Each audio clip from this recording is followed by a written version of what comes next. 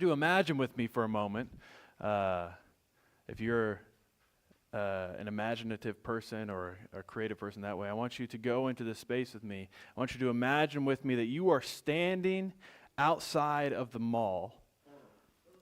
Yeah, we haven't even got to the worst part yet. I want you to imagine with me that you're standing outside the mall and it's Black Friday, and this is before online shopping was a thing. And there's a line of people, cars parked all throughout the parking lot. It's freezing cold because we live in northern Indiana. And we are outside the mall waiting for these doors to open so we can get all the Christmas gifts that we're trying to get at a discounted price because we are smart shoppers, people. So we're standing outside the mall, and the doors start to open, and all of a sudden there's just a rush of people, a wave of people that are just filing through these doors, and it feels like absolute and utter chaos going on. And as you're filing through these doors, you realize to yourself, this is a disaster. And you get through the doors, and you're standing there, and you see stores all down the hallway. You see different routes. You can go left, you can go right. You got a map, but you can't stop at the map because you'll get trampled. And so you're just standing there, and you're thinking to yourself, I wish I did not do this. This is not worth the 5% discount. You're standing there, wishing that you were back at home, wishing that you were not in this space right now, wishing you could find some sort of peace in this moment. And as you're standing there and people are rushing by you, bumping into you, saying things they probably shouldn't say to you, because even though we live in the Midwest, when it comes to getting deals, people act out of character. And you're standing there amidst the chaos, wishing you were somewhere else at this moment. Now, you're standing there in the mall, chaos happening all around you, you're getting bumped into, ran by, people are yelling at you because you're stopped in the middle of this wave of people, trying to figure out what to do, where to go, how to get the gifts that you need to get. You know that you need to go and get these gifts. You know you have a list of things you got to go get. You're standing there. Now I want you to imagine you're in this moment, standing there amidst the chaos, and you're holding a baby. And you're holding a baby, and people are bumping into you, because even though you're holding a baby, people still bump into you. People are still saying things to you. There's still chaos going on around you. There's noises galore all over the place. You're standing there amidst the chaos holding this baby as well. I don't know about you, but as I put myself into this situation, in this scenario, I don't feel a sense of peace. I feel chaotic. It feels like a disaster. But there's this aspect of Advent, and for those of you who might be similar to me that didn't necessarily fully understand what Advent is this season of waiting for what is to come. It's looking back as to what has happened and propelling us to what will happen and looking forward to that. So Advent is this season of waiting for Jesus. And so we celebrate Advent around the Christmas time because it's a celebration of the people before Jesus that were waiting for this Messiah to come. And then when Jesus came as this baby in a manger, they felt all of these things, and they were in the season of waiting, and this waiting was fulfilled. But there's an aspect of Advent that is often celebrated, a candle that is often lit for those that light candles for Advent, that is peace. And for me, again, I didn't know much about Advent necessarily, and then I began to study it. But for me, whenever I would think about peace in the Christmas season, I would think about this little 6-pound, 8-ounce baby Jesus laying in a manger. What does Ricky Bobby say, you know? Some of you get that reference. Some of you are like, this is my pastor, what? When we think of peace, we think of this silent night, holy night, all is calm, this little tiny baby laying in a manger. But also, when I think of my life, more often than not, my life is like standing there in the mall on Black Friday before online shopping was a thing, and people are just running into you all over the place, and you're standing there wishing you were somewhere else because you were in the midst of chaos. And if I'm being completely honest with you, the thought of adding a baby, holding a baby, or even pushing a stroller in that moment amplifies the amount of stress and chaos that I feel. And if you're anything like me, there's moments as you're talking about peace, and we're talking about in the waiting in this Advent season of peace, where my mind was not wise enough to think that this peace could be anything more than just a baby, a quiet baby lying in a manger. But the reality is the peace that we're talking about when it comes to Advent, this peace that we're talking about is not just peace in the silent night, but it's peace in the chaotic moment. It's peace in the chaos, as well as peace in the peace. And so I want to establish today is that we put ourselves back into this mall moment. We get through the doors on Black Friday. There's whistles blowing. I don't know why, because they're not doing anything, but people are blowing whistles, and there's people running by, and you see people have a plan, like you go that way, you go that way, you go that way, and you're standing there alone. You no longer have the baby. The baby didn't go anywhere. We're back in the imaginary world, okay? You're standing there alone, and you see people having these plans of going this way, that way, and that way. And honestly, as I put myself in the scenario, as I was planning for this message this week, I'm standing there in the mall, and one thing that will bring me even just a little bit of peace is having someone there with me. And so I want you to imagine you're standing there in the mall, people are running in, running by you, all this stuff, and then I want you to imagine that someone that you know, not just some random stranger, someone that you know comes up and puts their arm around you. It's like, let's do this together. We're going to do this. But then I want to take it even a step further. That you're not just standing there with this person who says, hey, let's do this together. They're there with you. But I want you to imagine that this person has one arm around you, but then the other arm has a piece of paper that literally has the map of the mall and has directions of where you are going to go in order to get in and out of the mall in the most efficient way possible while still achieving the checklist that you're supposed to achieve. They have it all planned out for you. So you're standing there in the chaos, and people are still running around you, yelling things at you, bumping into you, and there's just people are tunnel vision, and they don't even see you most of the time. But you're standing there, and there's someone that you know is standing right next to you with their arm around you with a map and a plan for what you guys are going to do. I want to take it even a step further. That this person has one arm around you and a map in the other hand, but they are also wearing a bright neon vest, and they have, I don't know, maybe a hat on or something, but for whatever reason, whenever they say something to people like, hey, can you move out of the way and make a path, people move out of the way. And so although there's chaos still going around you, this person that's with you has their arm around you, has a plan for where they're going, but they have some sort of authority within this mall that is causing people to get out of the way so that you can get to the store that you need to get to in the most efficient way possible because you have a plan, but they also have some sort of authority that is moving people out of the way so that you can go, so that even though there is chaos all around you, there is peace and direction within you. I don't know about you, but as I was sitting and preparing for this message, that brought me a whole lot more peace than thinking of standing there with a stroller trying to bump into people playing bumper cars. I don't do that. I know I have a 5-month-old. That's not something I do. And what I want to challenge us this morning in thinking is to stop thinking that this peace in this Advent season is just about a baby lying in a manger in a silent night, but there's peace that can actually come to each and every one of us amidst the chaos of our lives.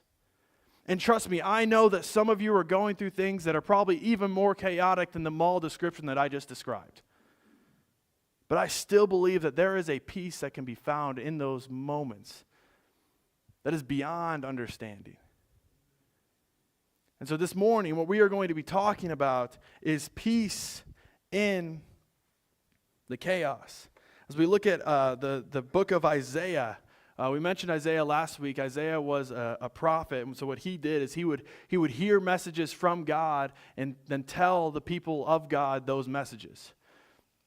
And then he would also hear messages from the people of God and tell God those messages from the people. He was kind of a middleman, but what he would also do is he would hear these messages from God that are talking about what is to come. And so much of Isaiah's prophecy, he was known as a prophet, so much of his prophecy was actually pointing us right to Jesus. And in the book of Isaiah, I think we have a slide for it. In the book of Isaiah, Isaiah chapter 9, we'll go to verse 6.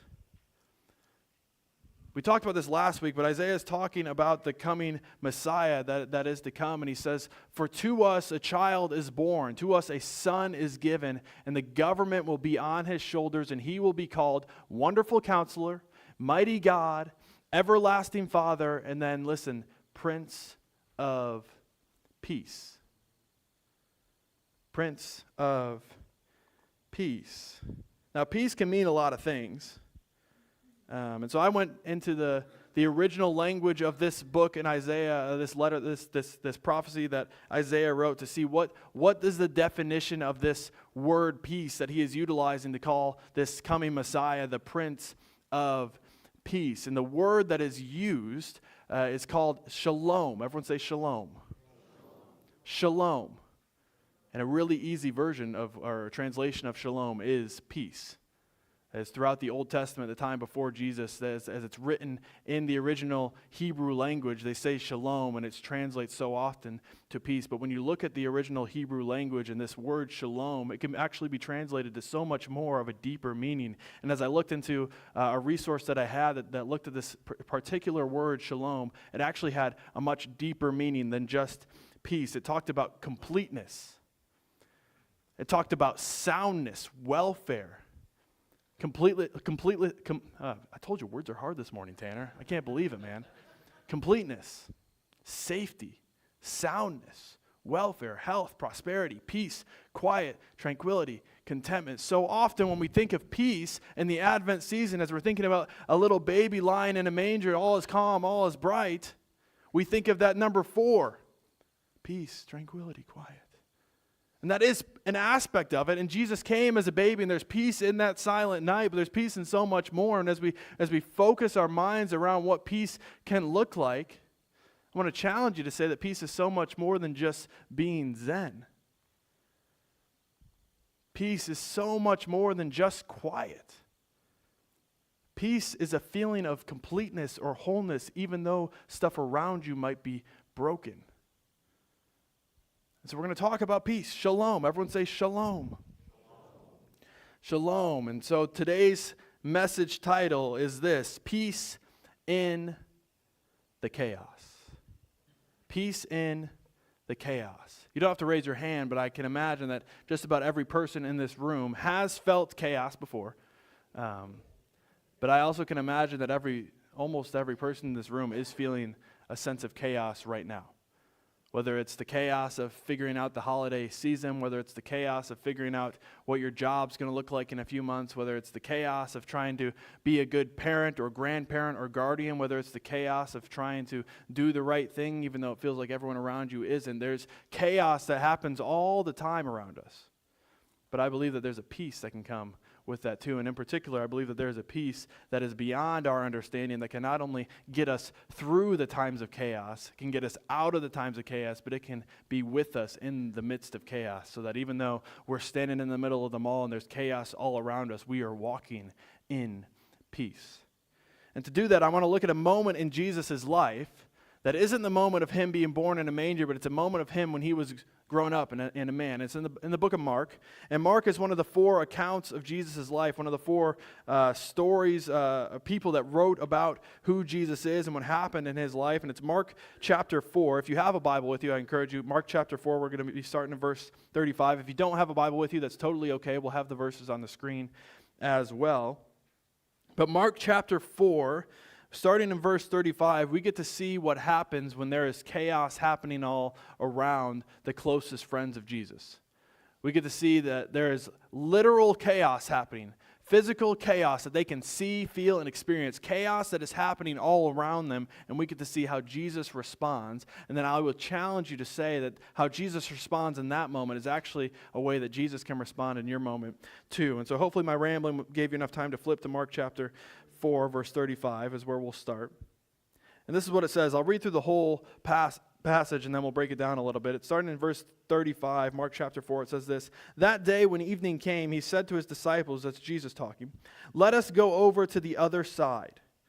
Leaving the crowd behind, they took him along just as he was in the boat.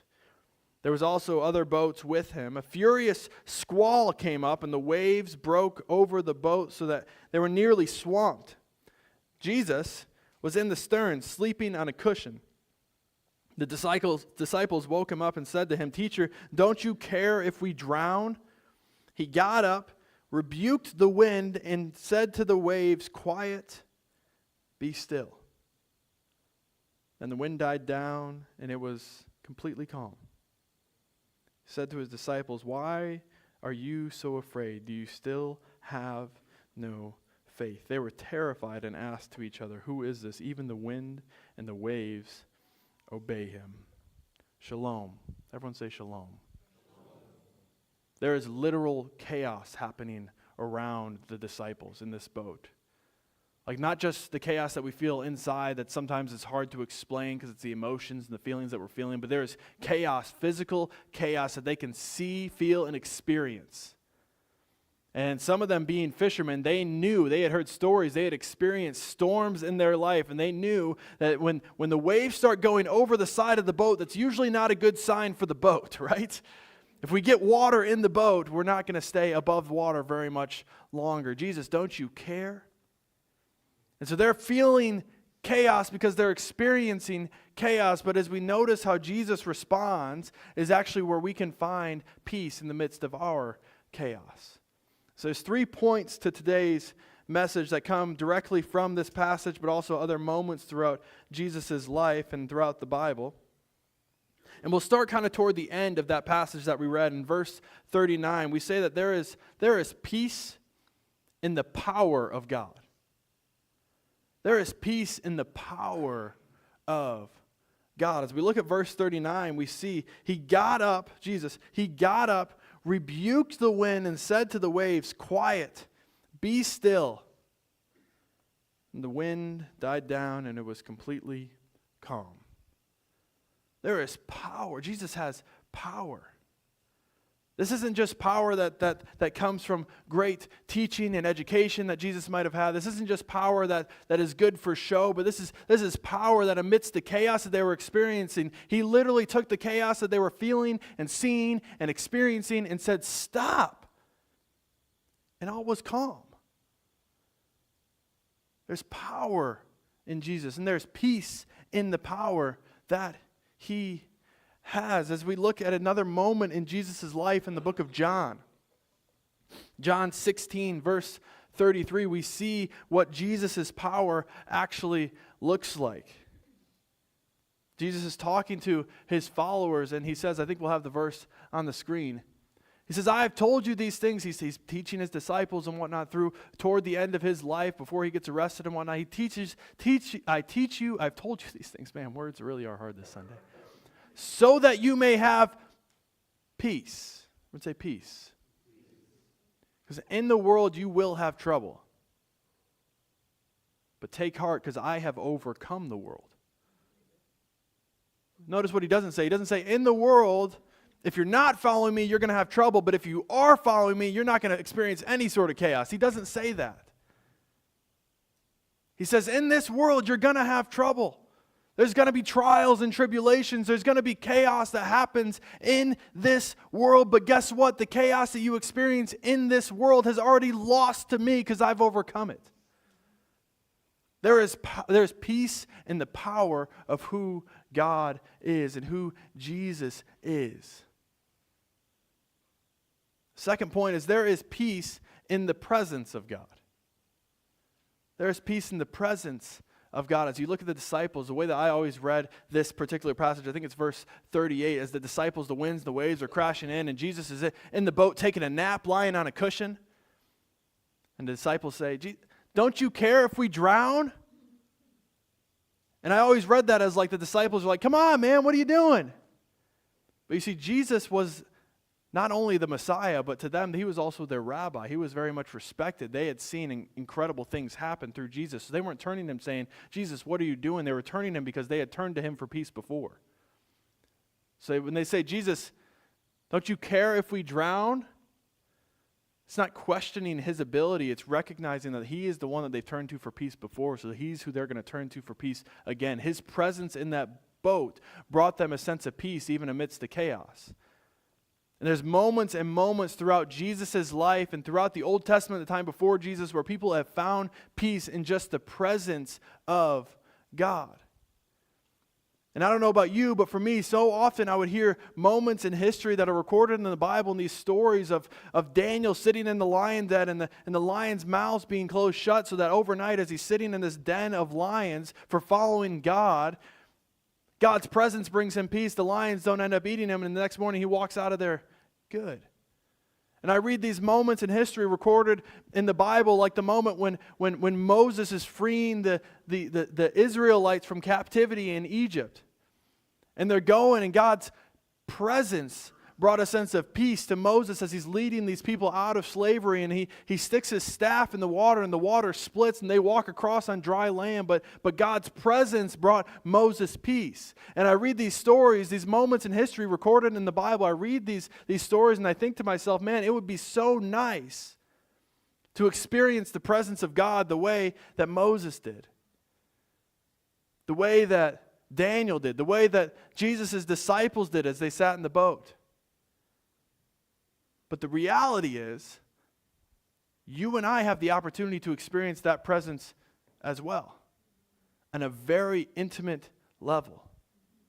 See, Jesus, as he's walking this earth, he tells his disciples about an advocate called the Holy Spirit, who is going to come down from come down from heaven to earth, and is going to be available to each and every one of us. So within our hearts, we have the presence of God with us. And so as you're walking through the storms and the chaos of your life, you can yell, Holy Spirit, don't you care if I drown? Can you bring me some peace? I'm sitting in this den of lions that I call my office. There's chaos all around me. God, don't you care if I drown? And his presence, he's right there. He's available, and there is peace that can be found in the presence of God. So there is peace that can be found in the power of God. There's peace that can be found in the presence of God. Those of you who know me know that I had to come up with another P word that's going to complete this 3-point message, because there is peace that is found in the plans of God. And this one was a tough one, because when you look at Jesus' plans in this moment in history recorded in the Bible, in the book of Luke, or is it Luke and Mark, the book of Mark, Jesus' plans seemed a little off. I think it's verse 35. Verse 35, we see what Jesus' plan is.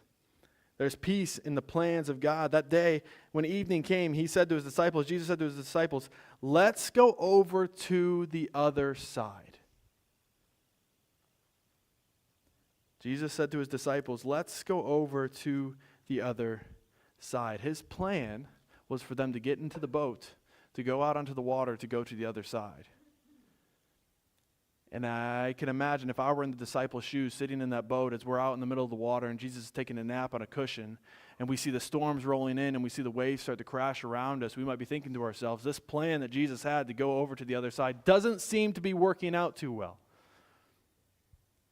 This plan that God has for my life doesn't seem to be going too well. This job is not what I thought it was. My family is not what I planned it would be. My marriage, I thought this was God's plan for my life, but why am I going through this divorce? This is not God's plan. Doesn't seem to be going too well. He said, let's go to the other side, but there's a storm rolling in. But there's peace that can be found in the plans of God, because in the book of Jeremiah, before the time of Jesus even, Jeremiah tells us, for I know the plans that I have for you, declares the Lord. For I know the plans that I have for you, declares the Lord. Plans to prosper you and not to harm you. Plans to give you hope and a future. And so when Jesus says our plan is to go across this body of water in a boat, even though there's a storm rolling in, his plans are better than ours. Even though it might not look like it right now. We might be sitting in the middle of a storm. But his plans are better. He has plans to prosper and not to harm you, to bring you hope and a future. His plans can bring us peace. There is peace that can be found in the power, in the presence, and in the plans of God. And so as we're standing in the middle of the mall, Jesus has his arm wrapped around us because he is present with us. He has a map planned out because his plans are better than ours. And he has an authority and a power here on this earth because he has overcome this world that will get us exactly to where we need to go. The chaos that we experience in our life is no match for the power that we have in our God. there is peace that can be found in the power and in the presence and in the plans of God. Some of you might be thinking to yourself, Ryan, that sounds real nice. And I'm really glad you got 3 P words in order to make this look nice and cute. They'll probably be on Instagram and Facebook later, don't you worry. But if I'm being honest with you, Ryan, I've been sitting in a storm for quite a while. And I've been crying out to God for quite a while, and I don't even know, is he even there? Because this storm seems to be getting worse and worse, and it just seems like one wave after another, and everything seems to be going in a different direction than the way that I thought I had seen it. And I see that verse in Jeremiah, and I know that he has these plans for me, but honestly, it looks like maybe I'm just on the wrong map. Maybe he's just not even paying attention to me, because I'm sitting in this boat, and I just feel alone, and the only presence that I have with me is the presence of a storm. And I recognize that there's this peace that is out there and that sounds real nice and sounds real good, but this storm's been going on for a while, and I've been asking Jesus to wake up from this nap and calm the storms around me, but he just is not doing it. So yes, it sounds nice, Ryan. I just don't know if I can get there. I don't know if I can get that peace. What I want to say to you is this. One, I recognize how you feel. And I am sorry that you are going through the storms that you are going through. If I'm being completely honest with you, as I study the Bible and as I study the character of who God is, the storms in our life are not something that we were intended and designed to experience. We were intended and designed to experience the Garden of Eden, but because of the fall of man, because of sin, we live in a broken world. And so I am sorry that you are going through the storms that you are going through. I know it's hard. But I also know that the very same Jesus, the very same God who got up from his nap and told the winds and the waves to die down, and they did, is the very same God who didn't tell the storms to calm down, but decided instead to walk on those very winds and waves and water. The very same God who can calm the storm is the very same God who can walk through the storm in a miraculous way. The very same God who can walk through the storm and walk on water is the very same God who can part the sea so you walk across on dry land. And so I don't know the reason that you're going through the storm that you're going through, but I know because I've read it in the Bible. I've seen time and time again that the storms that you're going through are no match for the person of who God is. And so right now, you might be in the midst of a storm, but the storm that you're going through might be an opportunity for God to show up in a way that you never even thought he could show up. And so you're asking him to calm the waves, but he's asking you to step out of the boat and onto the water and do something even crazier than you could have possibly imagined. There are moments in Jesus' life where he is in a boat. And one of those moments, yes, he gets up from his nap and he tells the winds and the waves to die down. But there's another moment as Jesus' disciples are in a boat and there's winds and waves crashing around them, and they look out into the waters and they see this figure that they're like, oh, it's a ghost. What is that? And one of Jesus' closest friends, Peter, he says, no, that's Jesus. And Jesus, if that's you, tell me to come out to you. And the winds and the waves are crashing. But Jesus says, Peter, come. And Peter steps out of the boat and into the water.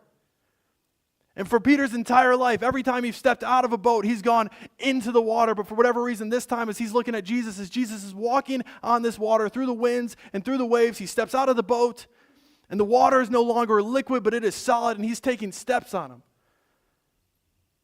And some of us right now are going through storms that we're wanting God to calm the winds and the waves around us, but he is wanting us to step out of the boat and trust him and know that the plans that he has might not align with the plans that you have, but they are so much greater. There is a peace that is for each and every one of you. There is a peace that can be found in the power of God. There is a peace that can be found in the presence of God, and there's a peace that can be found in your life in God's plans.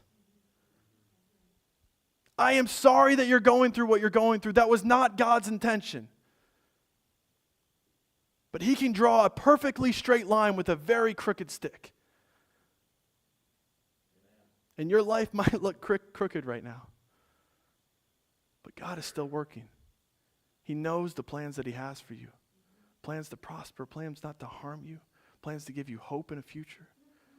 And the storms that you are going through, the world that we are walking through right now, is nothing in comparison to who God is, because he has overcome the world.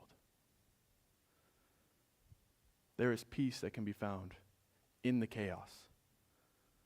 He might not pull you out of the storm, but he is with you through the storm. And even though you're standing in the middle of a mall on Black Friday in a time before Cyber Monday, and there is chaos happening all around you, there is a clear path that he has cut out for you. And there might still be bumps in the road. There still might be all these different things that you're experiencing, but you know that there is a God that you are serving that has overcome the world, so that no matter what happens to you here on this earth, because Jesus came down from his throne in heaven to live a perfect life and die a wrongful death and rise a miraculous resurrection, that you and I have the opportunity to have a hope that goes beyond this life. Amen. He's overcome this world, and he is bringing us with him to heaven. So I would love to pray and invite the worship team forward as we close out today's message. So if you would please bow your heads with me and close your eyes. And if you are someone right now in this room who honestly feels like you've been going through a storm for quite a while, feels like you're walking through mass chaos, every step you take you feel like is taking a wrong step, and you can't quite figure it out, and you're trying to wake God up from this nap, and you feel like he's just not waking up, and you just want some sense of peace in your life, I invite you to make this prayer your own. Heavenly Father, we recognize right now that we live in a world that is full of chaos. We recognize right now that it is so easy for us to focus on the winds and the waves happening all around us instead of focusing on who you are. But God, we recognize right now that you have a plan for our life. You have a purpose for our being here. You have a power over this world that is incomparable to anything else. And God, your presence is available to each and every one of us. God, I pray right now that you would help us recognize your presence, that you would help us trust in your plan, and you would help us believe in your power so that we can enter into this holiday season, this Advent season, this next season of our life with a sense of peace that is beyond our understanding. And God, I pray right now for any individual in this room or watching online that might be thinking to themselves, I don't know if this peace is even available to me. I don't even remember what peace feels like. I pray that you would help them recognize the Prince of Peace that you are. I pray that you would surround them with people that are going to pour into their life so that they may be built up into the life and life to the full that you came so that they may have. And God, I pray right now that we will not just be beacons of peace, that we just feel and experience peace ourselves, but God, I pray that as we experience peace, we will go spread peace. That as we interact with friends and family members throughout this holiday season, we will not just feel peace ourselves, but we will be able to extend that peace, that you will overflow our cups with peace so that we might be able to give peace to other people, that they might be able to experience you in a way that they didn't even know is you, and they might not be open to coming to church. They might not be open to who you are, Jesus, just yet, but they are open to peace, and we are able to give them a sense of peace. And as they ask us, how did you do that? How are you experiencing peace? We can point people directly to you. God, I pray for the storms going on in these people's lives and all of our lives. God, if it's your will, I pray that you would calm the seas, calm the storms, calm the winds and the waves so that we may sit in peace. God, if that's your will, I pray that you get us out of the storms, get us out of the chaos. God, if that is not your will, I pray that you would help us get through the storms and get through the chaos with you alongside us. Heavenly Father, it's in your wonderful name we pray. Amen.